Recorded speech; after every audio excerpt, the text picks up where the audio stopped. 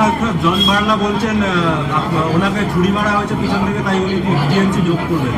উনি কোন দলে আছেন? বিজেপিতে ছিলেন। বিজেপির যে মেম্বারশিপ চলছে পশ্চিমবঙ্গে 27 অক্টোবর থেকে 25 তারিখ ক্লোজ হয়ে যাবে। Primary membership, active membership. উনি পার্টির মেম্বারশিপ নিয়েছেন। আপনাদের মিডিয়ার প্ল্যান্টেড। উনি কি করবেন উনার বক্তব্য। কিছু লোক আছে যারা মন্ত্রী হওয়ার যোগ্যতা ছিল না, মন্ত্রী হয়েছে, তারা মন্ত্রী পদে ক্ষমতায় থাকতে চায়।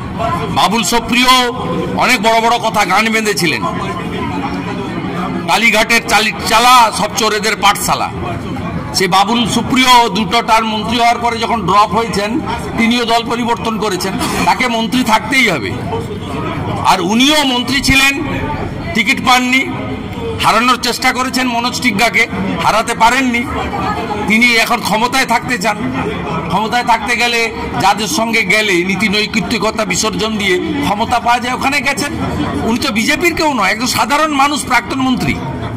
বিজেপির মেম্বারশিপের আইডি নম্বর যদি জন বাল্লার দেখাতে পারেন, তাহলে আপনাদের এই সংবাদপত্র যে চাষটা করছে দুদিন ধরে, এর উত্তর আমি দিয়ে দেব। জন বাল্লা ভারতীয় জনতা পার্টির মেম্বারশিপ নেননি, বা ভারতীয় জনতা পার্টিও তাকে মেম্বার করার জন্য অ্যাপ্রোচ করেনি। অতএব জন বাল্লার বিজেপি থেকে তৃণমূলে যাওয়ার কোনো গল্প এখানে নেই। তিনি প্রাক্তন মন্ত্রী, ঠিক আছে, তিনি তার ব্যক্তিগত সিদ্ধান্ত নিতে পারেন। আমিও যেমন সব ছেড়ে 19 ডিসেম্বর 2020 সব ছেড়ে, যা যা ছিল সব ছেড়ে সাধারণ নাগরিক হিসেবে বিজেপিতে যোগ দিয়েছি।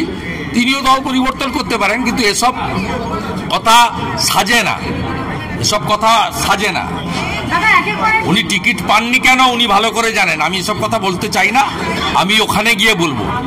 আমি টি গার্ডেনে ফেব্রুয়ারি মাসে যাব, আমি বাগানে গিয়ে বলে দিয়ে আসবো।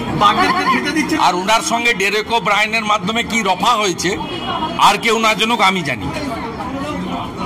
আমি জানি কি রফা হয়েছে। অতএব এগুলো বলে বেশি কিছু হবে না।